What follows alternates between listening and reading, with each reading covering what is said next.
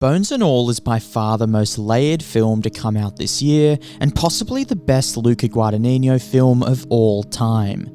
From the metaphorical yet beautiful shots we've come to expect in a Guadagnino film, to some deeply layered writing from David Kujanik, which lent itself perfectly to both Taylor Russell and Timothee Chalamet. In this video essay, I'm going to break down why Bones and All is so disgustingly beautiful, and how this juxtaposition worked perfectly to express the meaning and overall message of the film. So firstly, the quickest way to summarize this movie is that it's just a huge deep dive into love and the way it plays out in our lives and relationships. But if we look deeper than that and look into the actual cannibalism aspect of the film, then we start to see how love works in the human condition. As many people think the cannibalism in the movie was there just for plot and not the deeper story, in my opinion, it is the story, as the cannibalism represents emotional trauma in our past, or a deep secret, or even a not so great quality about ourselves, in which, if you're honest with yourself, we do all have. And through showcasing this not so great quality about people, we start to see how love works around it. To start, we look at the father, as he isn't a cannibal, but knows his daughter is from a young age, yet he isn't scared of her or doesn't lose love for her, as his love is a father's love and is unconditional. And in my opinion, this is there to show how strong love can be as a connection. That someone can be the most disturbingly horrible thing you can imagine, yet because she is your own daughter, you can't help but love her. This was best symbolized in the line the dad gives when he says, "I was so glad she didn't have an earring in when you ate her ear, as you probably would have choked." Now, if that isn't the most disgustingly beautiful line, then I don't know what is. As at face value, it just seems horrible, and like the dad is condoning this gruesome behavior. But really, it's not that at all. It shows the fact that even after his daughter literally eats another human, his first worry is making sure his daughter is okay.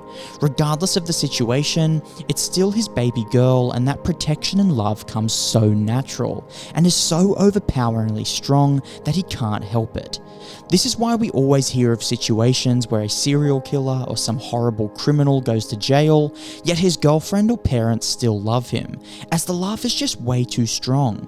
And it doesn't mean they agree or like what he did, it's just that sometimes love cannot be shaken. Another way we see love play out in the film is when Marin meets Lee. They start a relationship, and as they are both cannibals, it's the first time they each look into a mirror of sorts.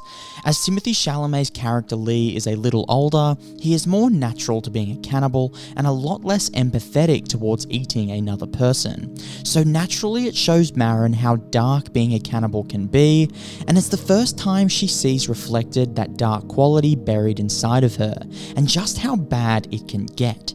And to me, this is so true. As a young man in a relationship myself, you really start to come to terms with yourself. And when you're in a true relationship with deep love and affection, you start to think more inwardly about your character and your qualities, because you have a direct impact on someone else's life.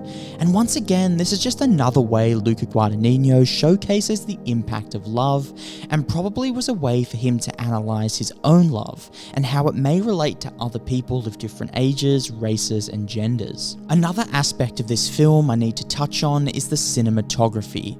Luca Guadagnino has become an absolute master of metaphorical cinematography, as my favorite scene and shot in the whole film is toward the end, where I won't give away anything here, but basically he films an apartment building from the outside and you hear nothing. It's just peaceful and serene, but then it cuts to inside the building and a very disturbing scene and gruesome scene is taking place.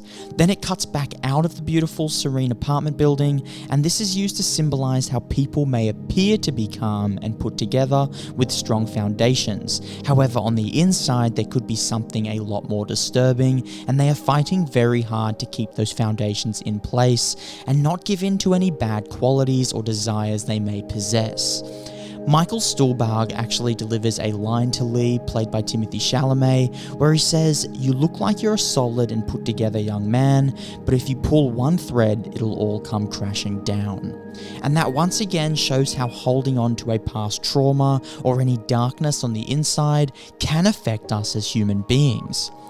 Finally, all I have to say is that due to this film being so well balanced and cohesive, from its writing to the directing of Guardanino, to Timothee Chalamet, who I believe gave his best performance yet, and to Taylor Russel, who really showcased why she will definitely have a bright future in cinema, Bones and All could just be Movie of the Year, and possibly one of the greatest written films of the last 2 decades. As always, thanks for watching, and I'll see you on my next video.